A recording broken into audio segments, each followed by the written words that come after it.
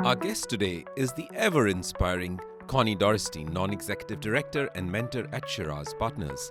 Conny's story is as intriguing as it gets.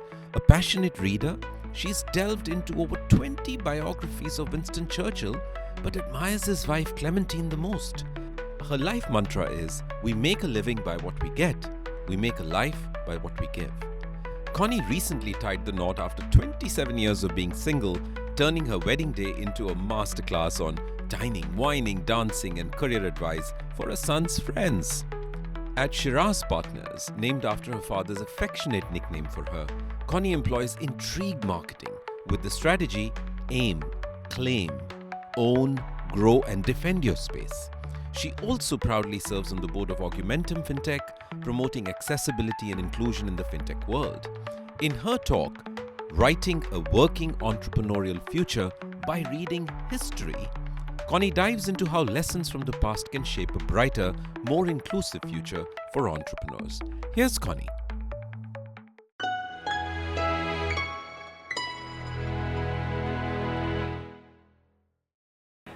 Thank you. I'm going to take you back. It's May 3, 1664. And as dawn falls over Amsterdam, Rembrandt van Rijn rows his boat across the Amstel to Volewijk Moor, where the strangled body of an 18-year-old woman hangs, swinging in the wind, picked at by the birds. Elsje Christiaan's dreams for a better life ended here. After a long boat trip from Denmark, she'd arrived in Amsterdam on the shores of a new golden era, and she was eager to join her sister and find employment in the patricians' canal houses. However, it took longer than she thought, and she was nearly broke, and her landlady kept reminding her that she had to pay her rent. At that time, her honor was her only capital. The landlady persisted and Elsje panicked, and she picked up an axe by the wood fire and she lashed out with mortal effect. Elsje runs off, jumps in the canal, is pulled out from the water and brought before the magistrates at Dam Square, you'll probably all know it, who swiftly decide, literally within an hour, that she ought to be instantly executed by strangulation as a clear and public warning at the Dam Square. And Rembrandt van Rijn by then had buried 2 wives and 3 children, so he had absolutely no desire to join the public spectacle. But he felt compelled to silently draw this agonized body on location, so he took the boat and out he went.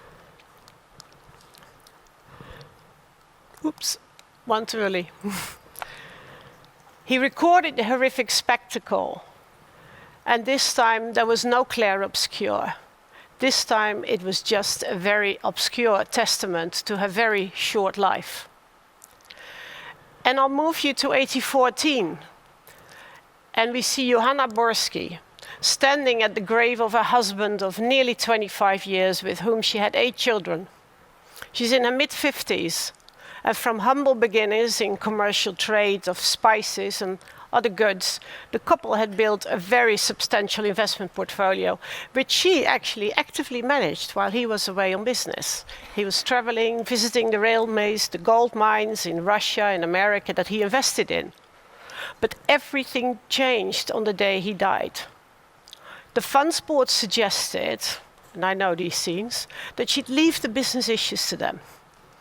And in this time, where women could hold no legal title, no contract, had no right at all, she decided not to give up control. Every day, her carriage would draw up in front of the exchange in Dam Square, and you would see brokers, traders, advisors going in and out with propositions, updates, new deals, etc. And the curtains were always drawn so as not to excite the public or draw unnecessary attention. And with legal guardians, she managed to do her deals because they just followed her command. And she built out the family fortune. She forked even out the last millions that were needed to establish the first Dutch central bank in 1816, founded by King William I. Whilst at the same time saving another bank from ruin, which was probably too big to fail, because it had issued a lot of bad loans to King William I. Her investments laid the foundation for the waterway infrastructure we still enjoy today in Holland. And she saved the king's face. And this was all done by a woman with no legal title. So why do I tell you those two stories of women at such extreme opposites of success in life? Well, in academic terms, I too am from very humble beginnings. Having done finishing school, I went abroad and I took a degree in tourism because from early childhood on, I wanted to travel and go abroad. And by sheer chance, in a tempting assignment, I ended up in a technology company. And I figured out I loved technology because it was a fast-paced environment with lots of challenges and impossibilities. A few studies at night and hard work during the day became my entry ticket to this scene, and it is to this day. And I went to London and worked there for many, many years. And in 1996, I came back to the Netherlands on my own with a 1-year-old, beautiful son in tow. What to do next? Well, mind you, in those days, childcare meant ringing up a friend or a relative, and working from home was something only dentists did. So with 24 flexible working hours in a day and my Rolodex in the other hand, I was inspired by this new thing called the internet, and I thought this is going to turn the tables on power in the financial services industry.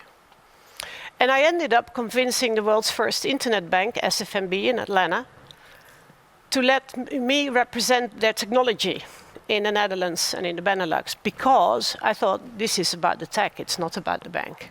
The bank is merely the proof of the pudding that banking without branches can work.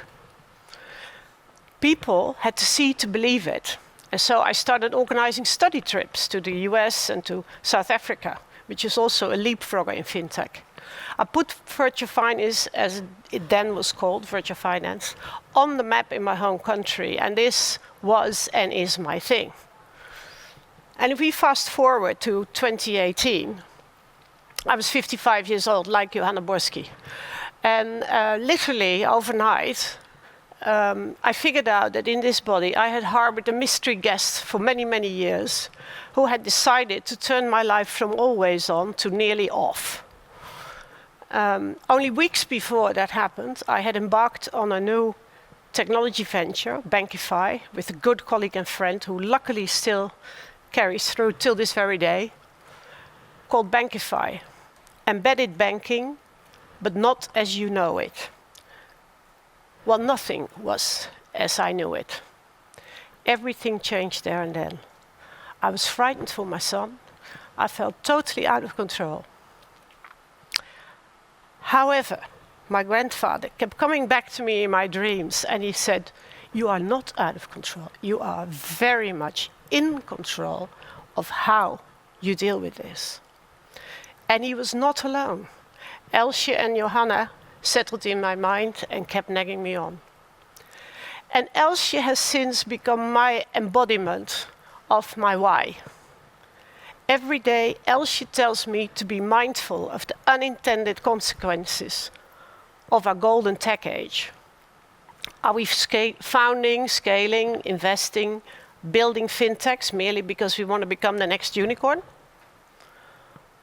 Or do we want to build an economy where talent turns into profit for all? Reading more and more about Johanna Borski, I immersed myself into her life. Gosh, did she write her own rules. The way she kept going after what she wanted, the way she started working around the really impossible. And once I got out of hospital, I was invited by the Dutch-American artist Elizabeth Klein to sit for a 2018 remake of Johanna, just as an honor and to her inspiration for all female founders alive. Terrible. And I got married, can you imagine? Happier than ever and healthy again at 60. There are 3 lessons that I would love to take from this story that I would want to share with you. First of all, from Elsje, find your Elsje. Give your purpose, your why, a face and a name. Talk to it and look it in the eye when you make a promise to yourself or to others. This will stop you from being sidetracked by things that look advantageous at short term, but are not really you in the long run. And I say it again, I've said it, I'm proud to be on the board of Augmentum Fintech, because we're publicly listed, which means all can share in the benefits of the accessible and sustainable fintech projects and companies we built. I was asked to join up in a BNPL company. Payments are my thing. But buy now, pay later is extremely attractive, but wrongly marketed. It pulls people into instant purchases and a lot more debt. Because of Elsia, I mentor young women, and I actually met a few here again this week, which is great. And whether they have or don't have a pedigree in education, I have a 1+1 method. I take them with me to industry gatherings, so they can also build social capital. Live your why, and vital work and life choices become so obvious. The second lesson is from Borsky. Find your Borsky. Find the one thing that works for you in dealing with anything life throws at you. And my Borsky is very simple. Every day I strive for a better, a perfect world, but I damn well will thrive in an imperfect one. This gave me a new career. It makes me see opportunities where others don't get it yet, in ways that are not done.